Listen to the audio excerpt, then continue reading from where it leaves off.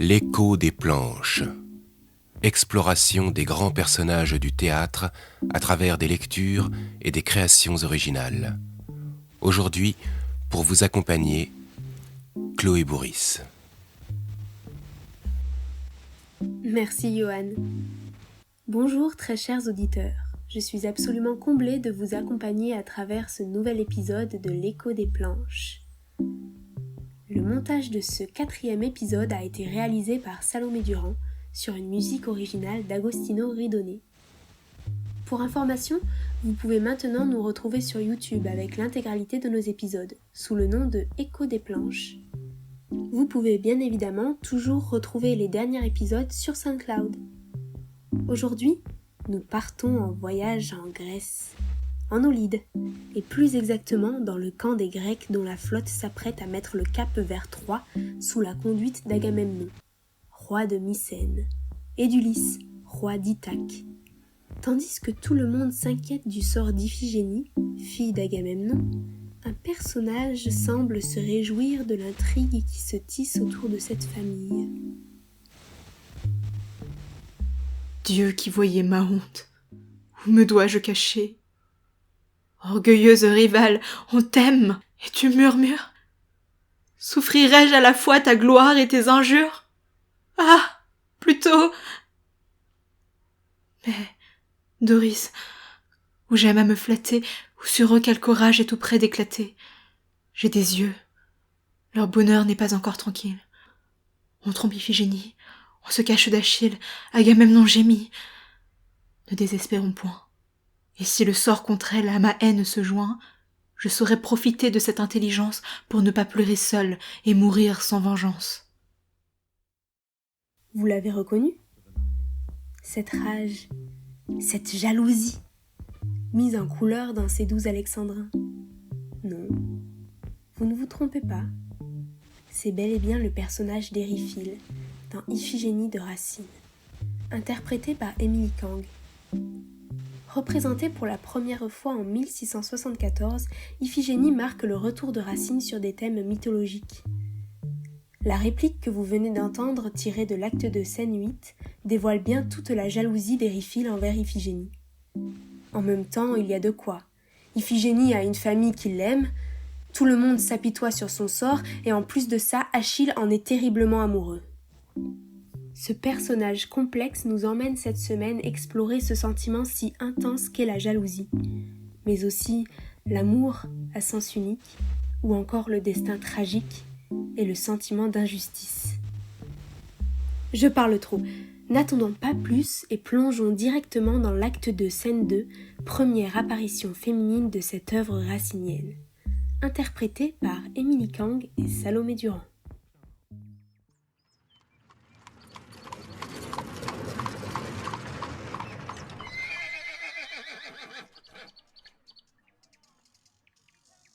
Ne les contraignons point, Doris. Retirons-nous. Laissons-les dans les bras d'un père et d'un époux, et tandis qu'à l'envi leur amour se déploie, mettons en liberté ma tristesse et leur joie. Quoi, madame?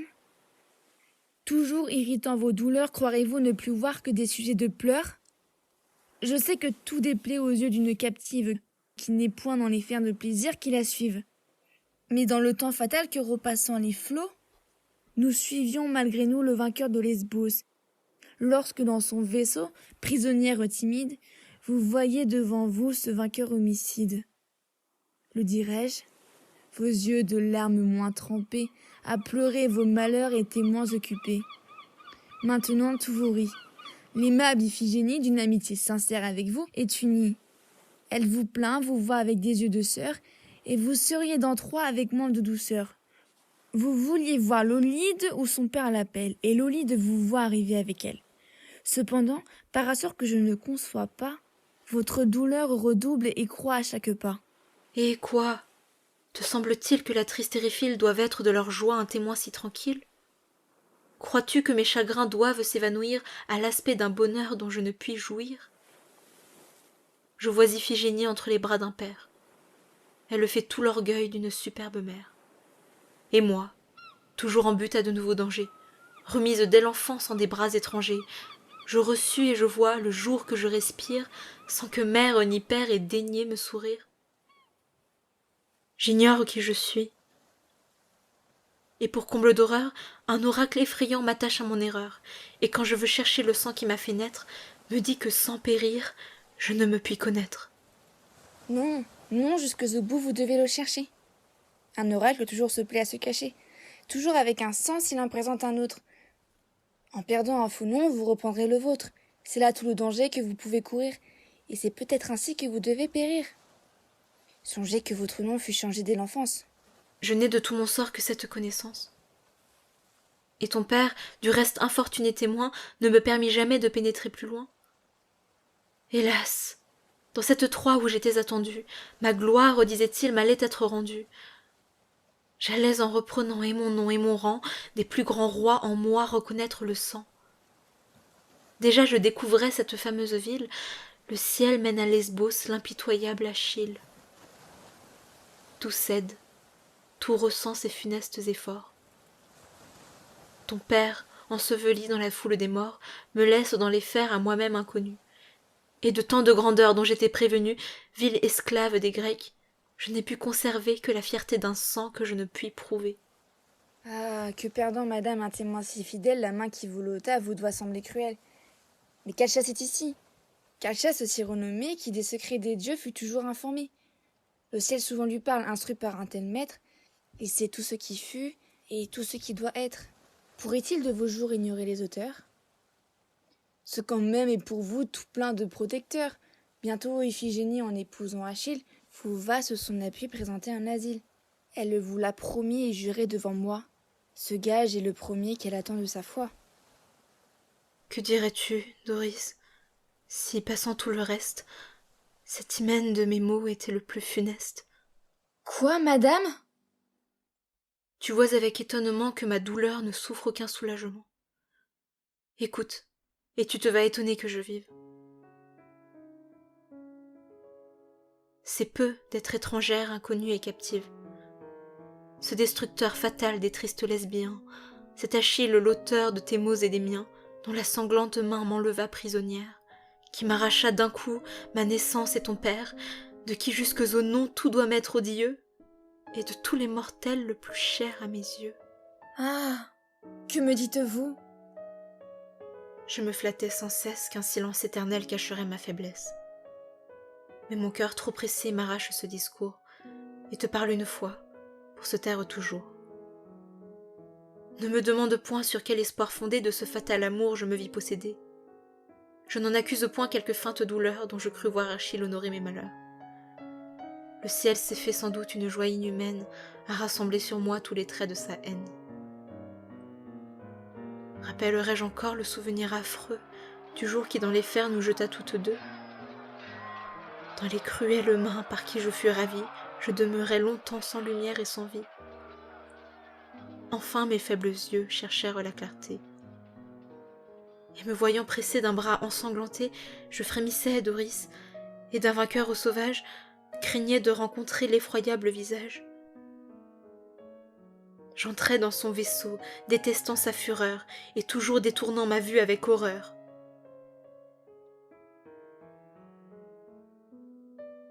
Je le vis. Son aspect n'avait rien de farouche. Je sentis le reproche expirer dans ma bouche. Je sentis contre moi mon cœur se déclarer. J'oubliai ma colère et ne sus que pleurer. Je me laissai conduire à cet aimable guide. Je l'aimais à Lesbos et je l'aime en Olide.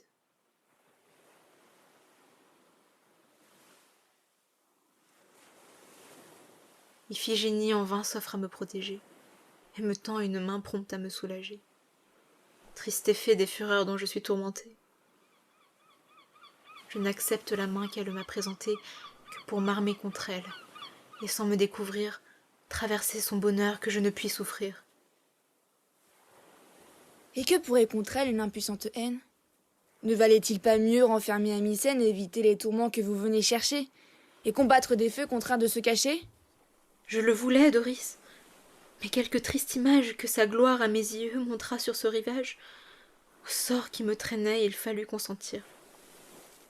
Une secrète voix m'ordonna de partir, me dit qu'offrant ici ma présence importune, peut-être j'y pourrais porter mon infortune, que peut-être, approchant ces amants trop heureux, quelqu'un de mes malheurs se répandrait sur eux. Voilà ce qui m'amène, et non l'impatience d'apprendre à qui je dois une triste naissance. Ou plutôt leur hymen me servira de loi.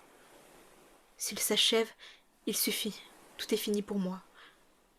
Je périrai, Doris, et par une mort prompte, dans la nuit du tombeau j'enfermerai ma honte, sans chercher des parents si longtemps ignorés, et que ma folle amour a trop déshonoré. Que je vous plains, madame, et que la tyrannie... Chut, tu vois Agamemnon avec Iphigénie. Ah, Iphigénie, éternelle rivale d'Ériphyle. Je pense qu'on a tous déjà ressenti ce terrible sentiment de jalousie. Ne vous voilez pas la face, je le sais très bien. Mais qu'y a-t-il de plus terrible que d'être attaché à un être qui est déjà épris d'un autre ? Laissez-vous envoûter par cette lettre à cœur ouvert, écrite et interprétée par Céline Moreau, intitulée « Une douce obsession ». Cher Alexandre, cela fait quelque temps que je souhaite t'écrire cette lettre. Je n'en ai jamais eu la force et pourtant je suis bel et bien en train de poser ces mots sur papier ce soir. Le temps a été long depuis notre dernière conversation. Nous nous sommes quittés le 14 décembre 2018, tu te souviens ? Tout était réuni pour recréer une scène d'adieu des plus romantiques. Le quai bondé, le métro qui redémarre, l'un dans la rame, l'autre à l'arrêt, le regard qui s'étire à cause de la distance qui s'agrandit. Tout était là. Et pourtant, ceci n'existe que dans mon fantasme. Tu es parti la rejoindre et moi je suis restée seule, noyée dans la foule. La réalité est tout de suite beaucoup plus décevante. Jamais je ne pourrai oublier ces moments passés avec toi. Ils ont ouvert un monde que je ne connaissais pas, un monde de sensations que je chéris un peu plus chaque jour. Les picotements dans le ventre quand je savais que j'allais te retrouver, ton parfum embaumant la pièce, les frissons au rythme de tes caresses, le tournis qui m'envahissait dès que nos regards se croisaient, la satisfaction d'avoir réussi à te faire rire, la gorge serrée quand je t'embrassais sur le pas de la porte. Tu sais, parfois je nous revois faire l'amour. Je te revois en moi, me procurant un plaisir indescriptible.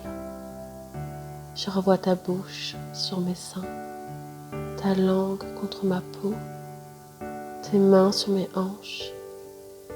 Je me revois tenir ton dos de toutes mes forces pour te rapprocher encore plus de moi, te mordre de désir, mes cuisses autour de ta taille, mon souffle haletant sur ta nuque. Je te revois nous entremêler à n'en plus finir, jusqu'à l'extase. Je me demande d'ailleurs ce que tu fais en ce moment. Est-ce que tu es seule? Est-ce que tu penses à moi? Non, bien sûr. Tu dois être avec elle. Cette heure-ci, vous devez être au lit, déjà en train de vous rapprocher, de vous tenir chaud. Dis-moi, c'est par envie ou bien par habitude que vos corps se collent? Oh, j'imagine que ça ne me regarde plus. Avant, j'avais droit à mon commentaire. Mais maintenant, c'est différent, n'est-ce pas? Tu m'as bien fait comprendre qu'il fallait que tu retournes auprès d'elle, que je n'étais qu'une parenthèse dans la fragilité de ton couple, que notre liaison a toujours été basée sur le mensonge et l'illusion. Tu m'as finalement fait comprendre, à coups de remarques cinglantes que j'avais brodées, une amourette des plus ridicules et des plus factices. Quand je pense qu'il n'y a pas encore si longtemps, j'étais persuadée que tu m'avais quittée parce que tu n'avais plus de sentiments pour moi. Parce que tu pensais que notre amour n'avait été qu'une passade, qu'une fiction. Comme j'ai été bête. Comment ai-je pu être aussi aveugle? À présent, j'ai compris. Sache que tu n'es plus obligé de me mentir. Je sais qu'elle est malade. Je sais que tu ne veux pas que sa folie m'atteigne. Et je m'en veux énormément de ne pas m'être accrochée à toi, de t'avoir abandonné dans ce moment difficile. Ta protection envers moi est honorable, digne d'un prince.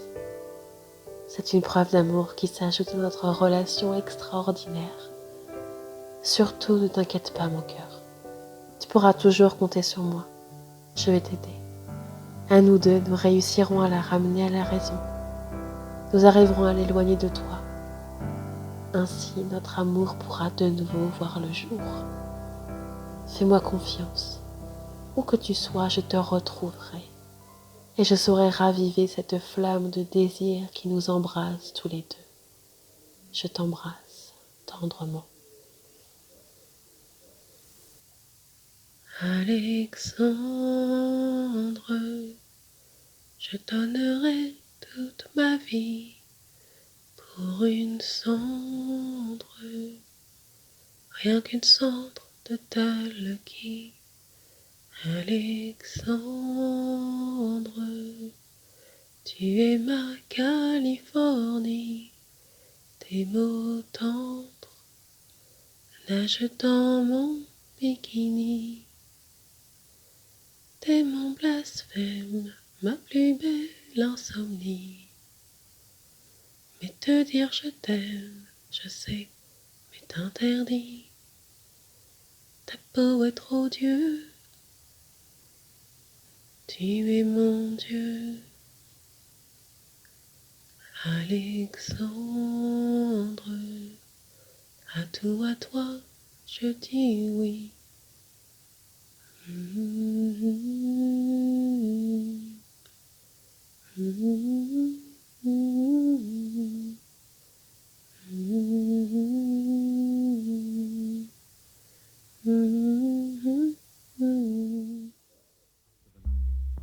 Merci Céline pour cette balade dans les cœurs et cette douce interprétation d'Alexandre de Juliette Armanet. Alexandre, Alexandre, Alexandra, Alexandrie, Alexandrin. Oui, vous n'êtes pas sans savoir que Héréphile, dans l'œuvre de Racine, nous parle en alexandrin. Mais d'où vient cette langue si poétique? D'où tient-elle son nom? Et puis, comment faut-il s'y prendre pour lire ces satanés 12 pieds au juste? Favorable péril, espérance inutile. N'as-tu pas vu sa gloire et le trouble d'Achille? 1, 2, 3, 4, 5, 6, 7, 8, 9, 10, 11, 12. Ah! Bon, je laisse François Josy vous expliquer tout ça avec humour dans notre chronique L'expérience à la parole. Je crois qu'on a besoin d'une bonne leçon sur l'alexandrin. Enfin, vous, je ne sais pas, mais moi, oui. Ah là, l'alexandrin. Je suis sûr que certaines personnes se sont peut-être déjà posé la question, mais d'où viennent les alexandrins? D'où viennent-ils? Quelles en sont les origines? Ces personnes-là qui peut-être n'arrivaient pas à endormir la nuit. Voilà, moi aujourd'hui je suis là pour régler leurs problèmes d'insomnie peut-être et répondre à leurs questions.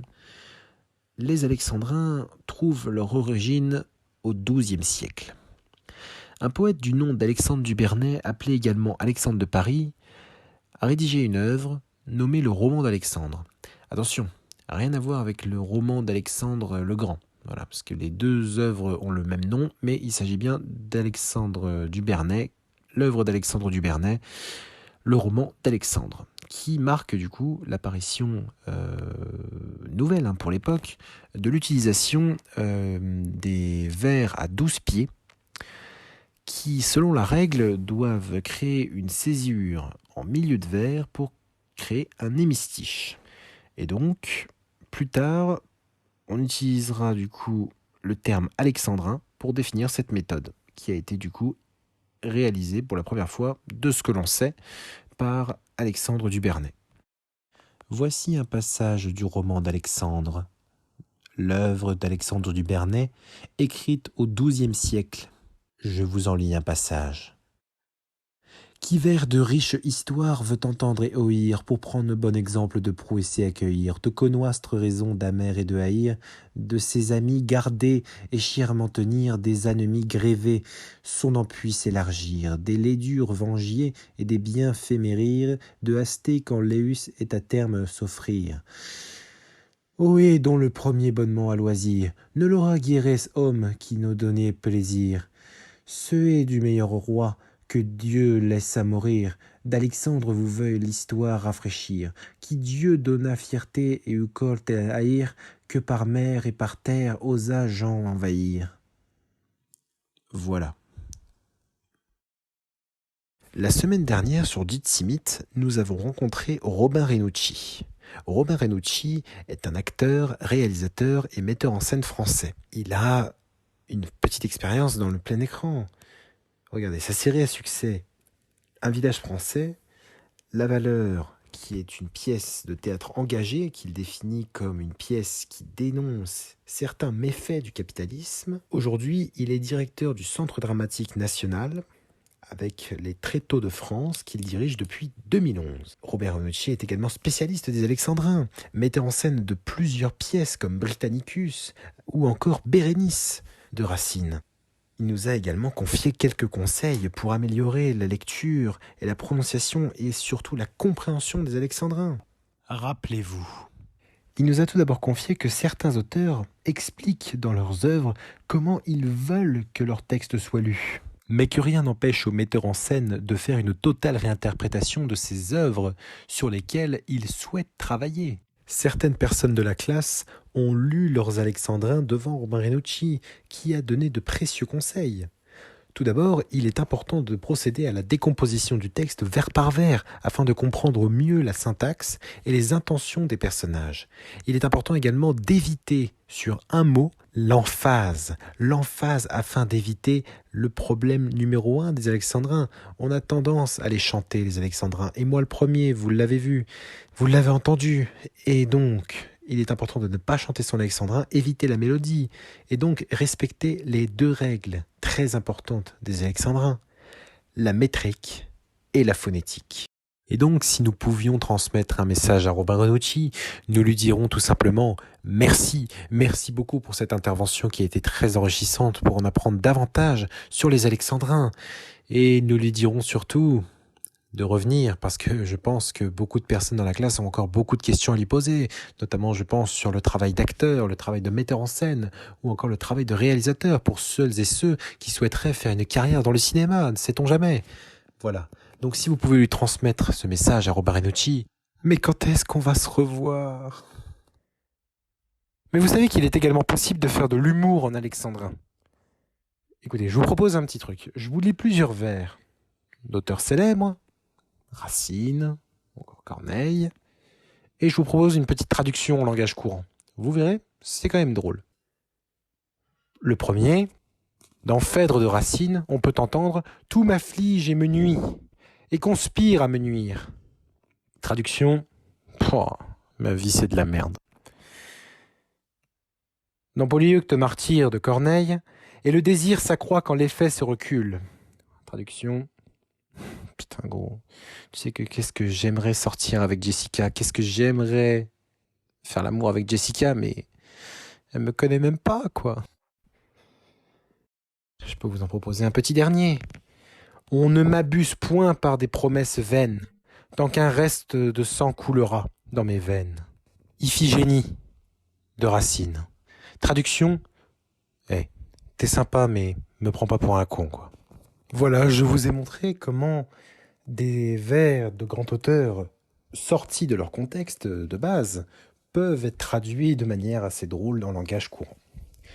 À présent, je vais donc vous présenter un de mes textes que j'ai écrit sur les Alexandrins et l'histoire d'un homme amoureux de la poésie et plus particulièrement des Alexandrins.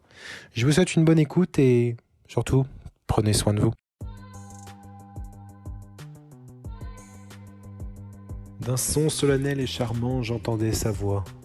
Je revis l'ensoleillement du jour où je l'ai embrassée la première fois. Franchement, je me disais, c'était une des plus belles périodes de mon existence. Je me souvenais de nos moments de complicité et de silence. C'était magique de se sentir dans une bulle d'ivresse nostalgique quand on parlait du royaume d'Alexandrie en alexandrin journal-électrique. En respectant les règles de Renucci, de phonétique et de métrique, sur un fond de tendresse chill mélancolique. 1, 2, 3, 4, 5, 6, 7, 8, 9, 10, 11, 12. 1, 2, 3, 4, 5, 6, 7, 8, 9, 10, 11, 12. 1, 2, 3, 4, 5, 6, 7, 8, 9, 10, 11, 12. 1, 2, 3, 4, 5, 6. 1, 2, 3, 4, 5, 6. 1, 2, 3, 4, 5, 6. 1, 2, 3, 4, 5, 6. D'un ton apeuré et précipité, elle comptait vers moi. Elle gardait néanmoins sa douceur, et c'est ce que je crois. J'entendais la douce sonorité d'un verre à 12 pieds qu'elle me chuchotait. Il m'a semblé qu'en deux, elle l'avait scindé. C'était un de mes passe-temps fétiches, d'apprécier la beauté de ses hémistiches.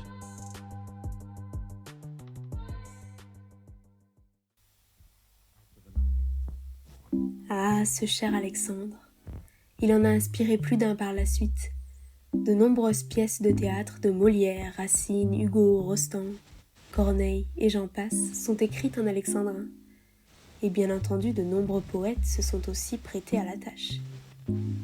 Ah, les poètes, je m'enivre de leurs paroles. Je pourrais tomber amoureuse de n'importe quel poète, un peu comme Éryphile est tombée amoureuse d'Achille.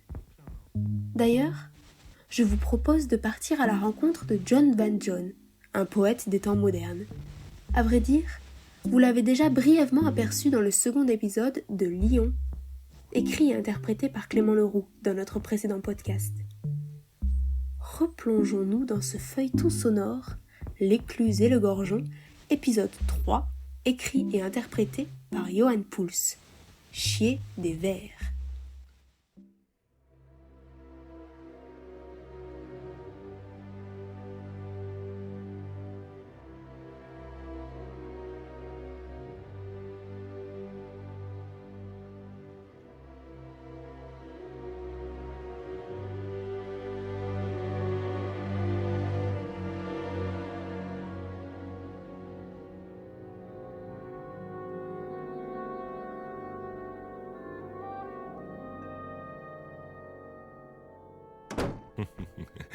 Chier des vers. Elle est bonne, celle-ci. Mais c'est exactement ce qu'il faut que je fasse, pourtant. Qu'est-ce que je fais? Chier des vers. J'y retourne? Je le tue? J'ai pas bu mon café, moi. Cette apparition... fantastique. Elle était... Il faut que je baise. Le corneau a une vue imprenable. Ta gueule. Et si je lui prenais? Mais il n'y a personne si belle. Endormie. Non. Il faut que j'écrive. Ta gueule. Comment faire? Personne. Que faire? Mon café. J'y retourne. La fille, tout seul. Si belle. Si paisible. Distanciation sociale. Merde. J'y retourne. Comment s'appelait-il? Ta gueule. Cette femme s'était brodée sur sa robe de chambre. Il ne m'a pas dit. Magnifique. Robe de chambre. Cette ombre. Comment s'appelle-t-il? La ferme.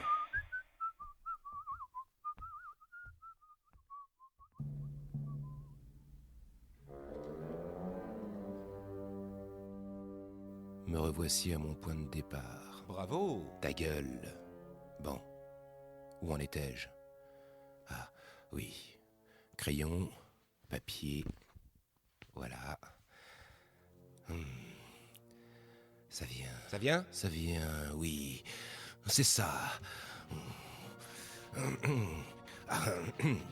Cette plaie du désir où va ma lèvre douce, mêler à la rosée la chaleur et le souffle, et réveiller la fleur que couronne la mousse. Ô divin nénuphar, dont le tambour t'essouffle. Il faut absolument que je bouffe une chatte. J'y compose en secret des symphonies intimes auxquelles tes soupirs font office de rime, tandis que, naufragé, je me perds dans l'écho que ton bassin formule et déforme aussitôt. Où sont-elles? Merde, ces femmes. Chut. Délicieuses blandisses qui préludent l'orage, dont la transe mouvante mêlera doucement tes nuages aux miens dans le même sillage, et nos âmes aux sphères des rouges flamboiements de l'euphorie d'essence que le sombre plumage des ailes du vertige a isolé du temps. C'est sorti. Une nouvelle fois. La magie de l'inspiration a guidé les cris de mon esprit malade jusqu'à la pointe de ma plume. Il n'aura suffi de presque rien. Une vue sur mer, une ombre.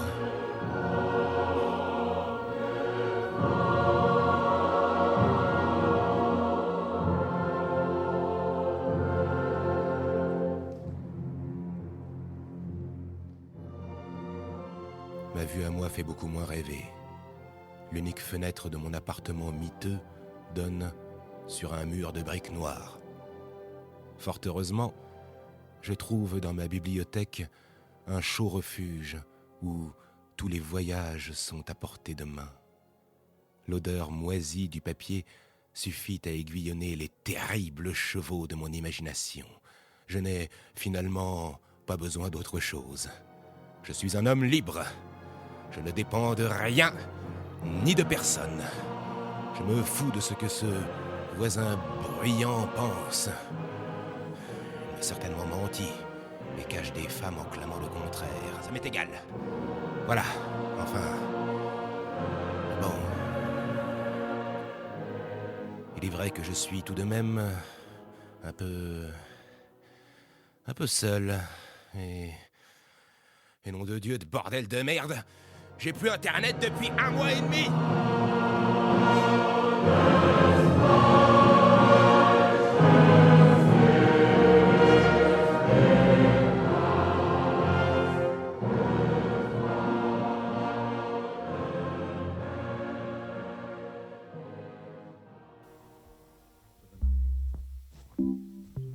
Revenons un peu à notre Érifil, ce personnage à la vie injuste et au destin tragique. D'ailleurs, le saviez-vous ? Racine nous fait part lui-même dans la préface de son œuvre qu'il n'aurait jamais entrepris d'écrire cette tragédie sans la découverte du personnage d'Érifil dans la version de Pausanias. Il nous confie qu'il n'aurait pu accorder un tel destin à une personne aussi vertueuse et aimable qu'Iphigénie. Ce destin tragique est donc pour la pomme de notre Érifil. Un destin tragique ? Charles Gauthier et Pierre Cuminge nous en racontent un tout autre, mais pas des moindres, au travers d'une critique de film poignante. Je ne vous en dis pas plus.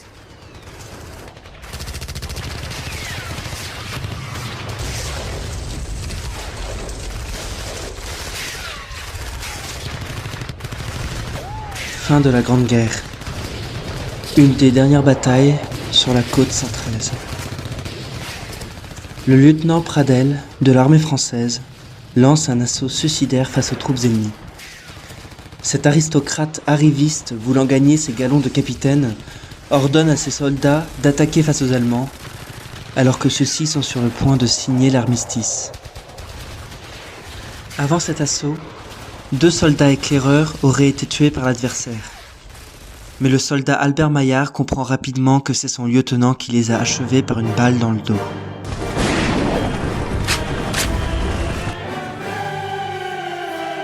Démasqué, le lieutenant Pradel pousse Albert dans un trou d'obus.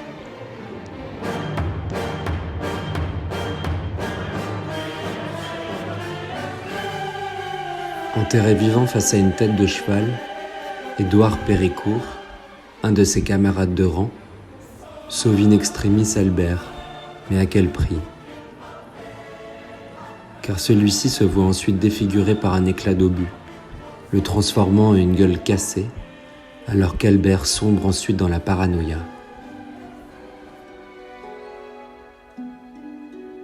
De cette rencontre va naître une collaboration artistique frauduleuse entre les 2 personnages.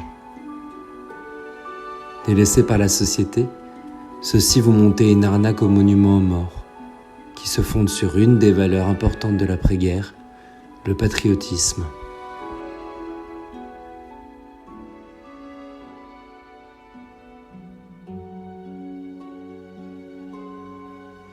Paru le 21 août 2013, Au revoir là-haut est tout d'abord un roman de Pierre Lemaitre, qui remporta le prix Goncourt la même année et s'écoula à 1 million d'exemplaires. Plusieurs thèmes sont abordés dans ce sombre et grinçant récit.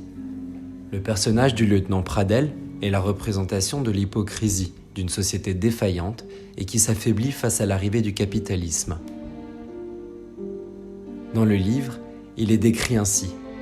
Avec son allure aristocratique, il semblait à la fois terriblement civilisé et foncièrement brutal, un peu à l'image de cette guerre.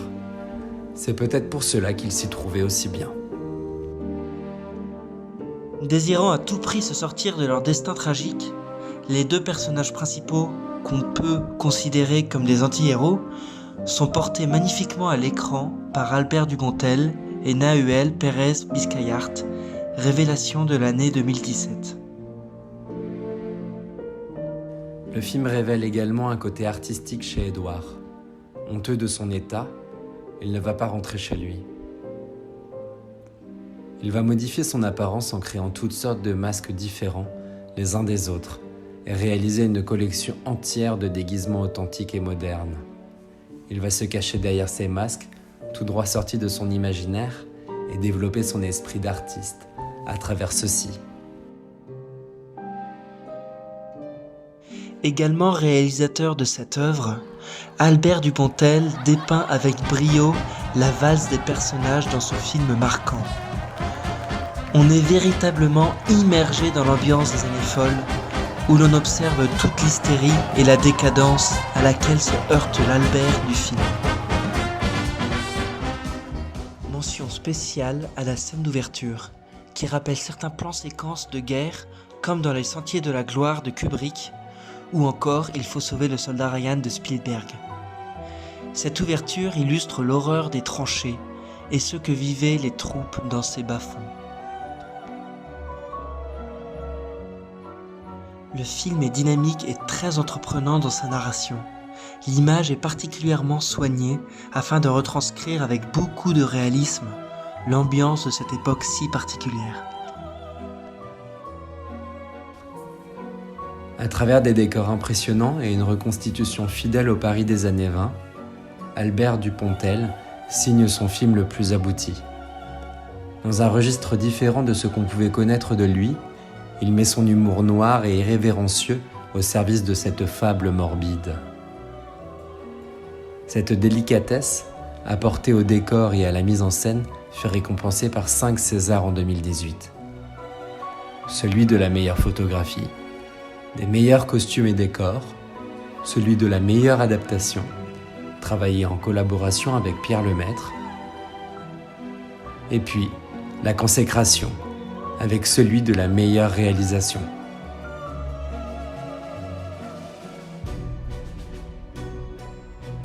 Le titre du roman est emprunté à la dernière lettre adressée à sa femme par le soldat Jean Blanchard, injustement fusillé, pour l'exemple, en décembre 1914. Cette histoire est une magnifique renaissance d'un genre peu abordé dans le cinéma français. Désormais, nous nous en allons sur les traces d'Albert au Maroc, où celui-ci est parti vivre avec sa famille afin d'oublier tous ses artifices. Nous sommes actuellement sur le quai et le navire a enlevé ses amarres.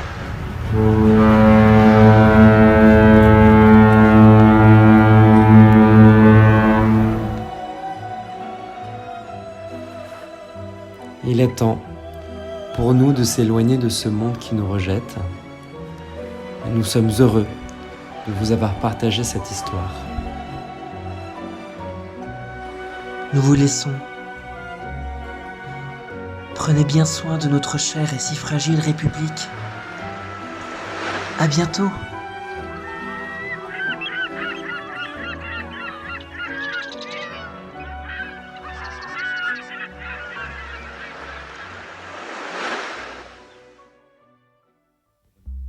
Eriphyle ne rêve que d'une chose, qu'Achille la regarde comme il admire Iphigénie. Ou encore, comme Marcel, gardien du musée du Louvre, contemple chaque nuit Mona Lisa.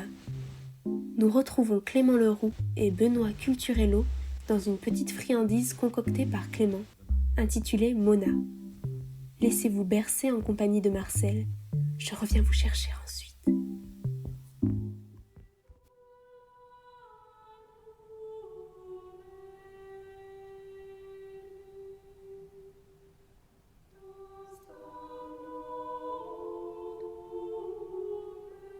Cette année-là, Marcel s'était fait gardien de nuit. Dans 7 secondes, il allait être 1h du matin. Heure à laquelle, comme chaque jour, l'homme entrerait dans la salle des États du musée du Louvre et retrouverait Mona Lisa.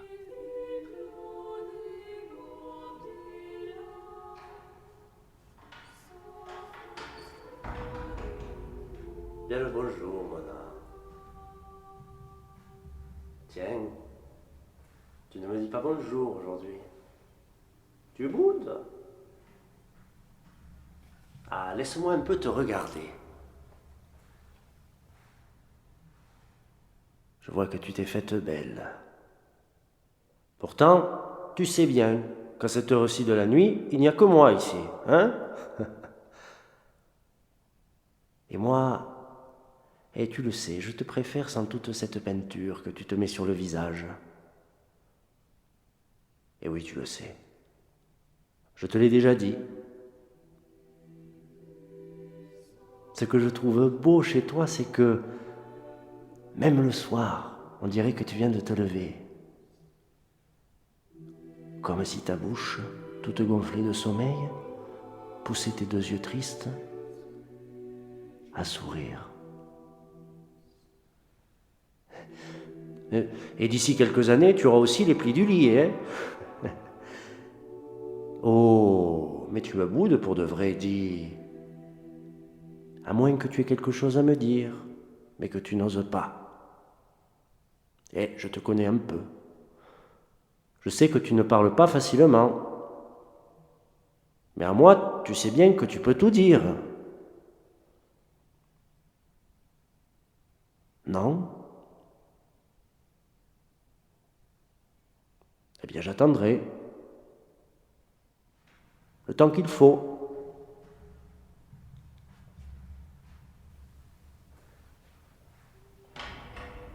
Je serai là demain, de toute manière, à la même heure. Et j'espère que cette fois-ci, tu me parleras. Tu sais, je ne suis pas encore sûr de savoir bien lire en toi. Mais si tu ne me dis pas les choses, je ne peux pas les deviner. Allez, repose-toi. À demain, amour.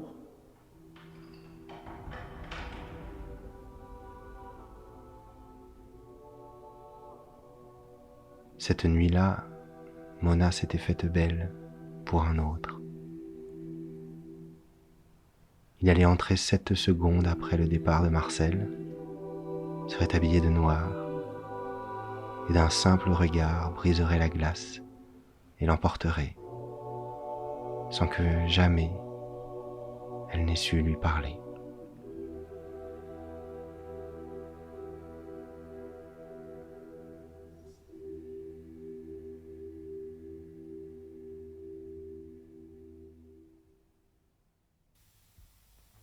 Parfois, l'amour rend fou. L'amour fait perdre les pédales. Parfois, l'amour déchire le cœur. On a l'impression de s'être fait voler quelque chose. L'amour peut être si bon tout comme il peut être injuste. Unir Achille et Éryphile n'est-il pas finalement un défi aussi difficile que de réunir les 2 Corées? Rentrons dans l'univers de Joël Pomera en compagnie de Shadia Karbal et Pauline Maynas, qui interprètent la scène La part de moi de la pièce La réunification des 2 Corées. Comme tu es basse. De la merde. Tu es de la merde. Oh non, c'est pas vrai. Tu as dit le mot. Lequel? Pas vrai. C'est pas vrai. Nous ne sommes pas vrais, toi et moi. Et c'est de ta faute. Moi, j'étais prête. Je le sais. Pour être vraie avec toi. Qu'on soit vrai. Pour faire quelque chose, vraiment. Mais toi, non. Et tu ne le reconnais pas. Qui peut dire qu'il est vrai? Qu'il est vrai vraiment? Moi. Tu es vrai, toi? Oui. Comment est-ce que tu le sais? Parce qu'il suffit de ne pas douter. Je ne doutais pas, moi. Je ne doutais pas. Surtout, je n'ai pas envie de douter parce que je n'ai pas le temps à perdre. Non. Tu sais bien alors ce qu'il te reste à faire maintenant. Oui, je le sais. Pourquoi est-ce que nous n'arrivons pas à nous quitter simplement, tranquillement comme les autres? Parce que tu n'en es pas capable, tout simplement. Arrêtons. Non. Je t'en prie, écoute-moi. Non. C'est trop facile d'arrêter maintenant. Trop facile, trop simple. Arrête-toi si tu veux, mais moi non. Je n'arrête pas parce que je ne peux pas. Je ne peux pas parce qu'entre toi et moi, pour moi c'est vrai, tu comprends? C'est vrai, pas faux. Non. Vrai. Je suis vrai. Et alors moi je n'ai pas le choix. Mais ça tu ne peux pas comprendre. Mais quelle horreur. Oui, quelle horreur, toi. Quelle horreur d'être comme toi. Je te plains. Tais-toi. Non, je suis vrai. Je suis vrai, moi. Et c'est pour ça que je parle. Et que je parlerai toujours parce que je suis vrai. Tu me tues. Crève. Oui, c'est ça. Mais malheureusement, je crois que tu n'en es pas vraiment capable. C'est une façon de parler pour toi. Seulement une façon de parler, sans plus. Une fois de plus, tu seras incapable de mourir, comme ça, pour nous, pour moi. Pour toi, l'amour c'est un peu une distraction, un jeu de société. C'est pour jouer, c'est tout. Tu m'effraies. Tu ne me connaissais pas. Je te hais, je crois. Et je te plains. Je te hais aussi. Alors éloignons-nous, s'il te plaît. Non, jamais. Pourquoi? Parce que ce n'est pas possible. C'est-à-dire? Il faut que tu me rendes ce qui est à moi d'abord. Ce qui est à toi? Oui. Sinon je te laisserai pas. Ce qui est à toi? Tout ce qui est là, qui est à moi. Où ça? Là. Tout ce que tu gardes en toi, de moi. Cette part de moi en toi que j'ai déposée là. Je veux que tu me la rendes avant. Qu'on s'éloigne un jour l'une de l'autre. Si tu ne me la rends pas, alors je ne te laisserai pas. Tu m'horrifies. Je n'en peux plus de nous, de toi, de moi, de tout ça. Mais avant, tu dois me rendre ce qui est à moi, que tu gardes en toi. Tu es vraiment folle.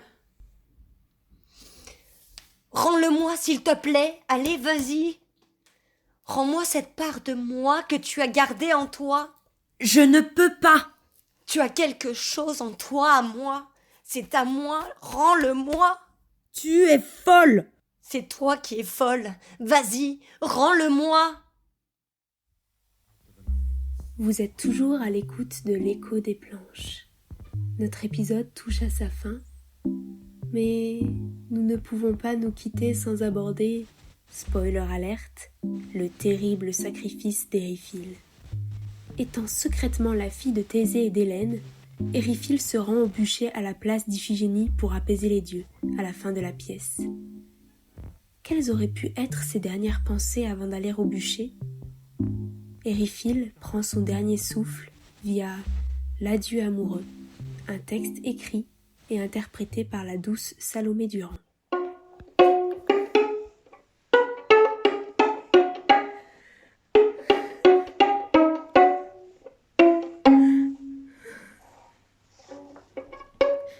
Il est temps. Je n'ai jamais vraiment pensé à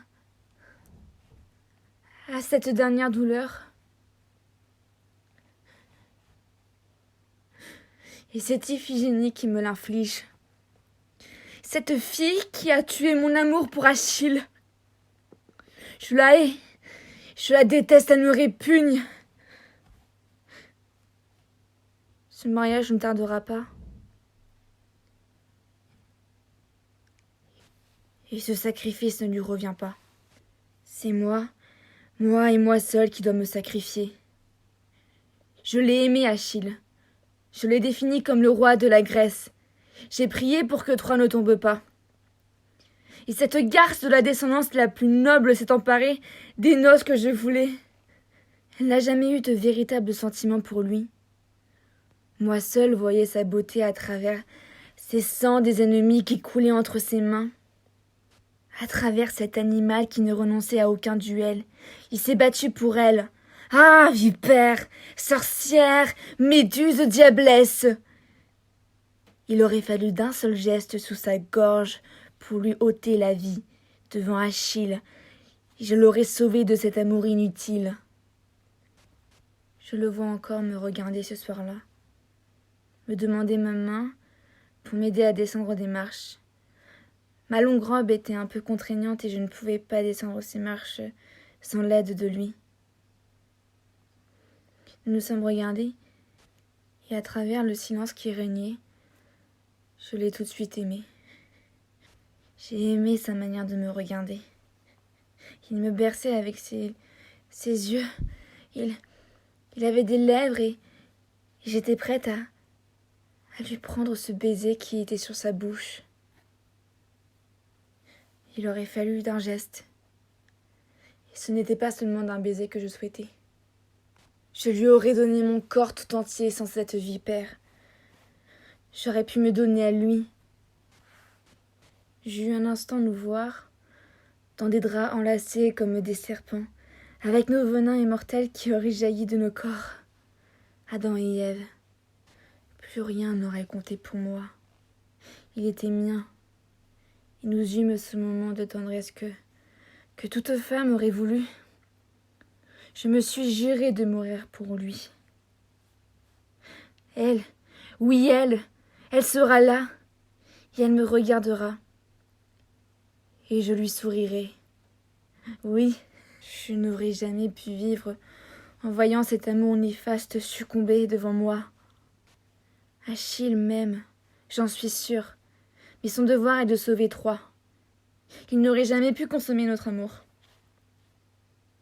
Et ce soir-là, j'aurais dû l'embrasser. Morte, je l'aimerai encore, et sa faiblesse dans son cœur ne s'effacera jamais. Il ne m'oubliera pas. Devant l'autel, je lui adresserai un dernier regard. Et il sait qu'il me comprendra. Je t'aime, Achille.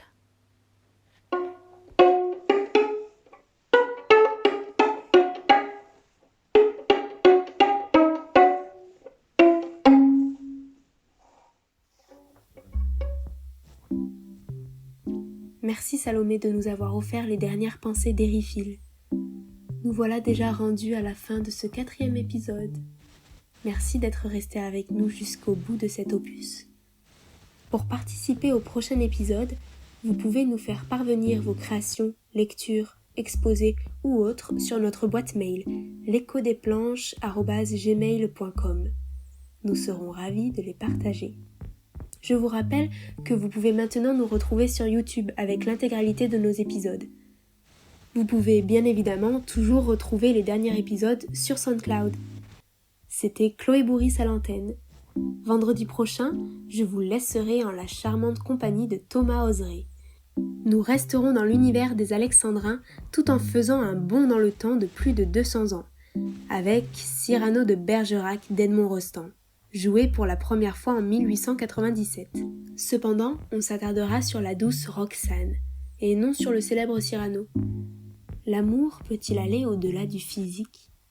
Excellent week-end à toutes et à tous, prenez soin de vous, et surtout, continuez de sourire malgré ces masques qui cachent vos doux visages. Bisous bisous.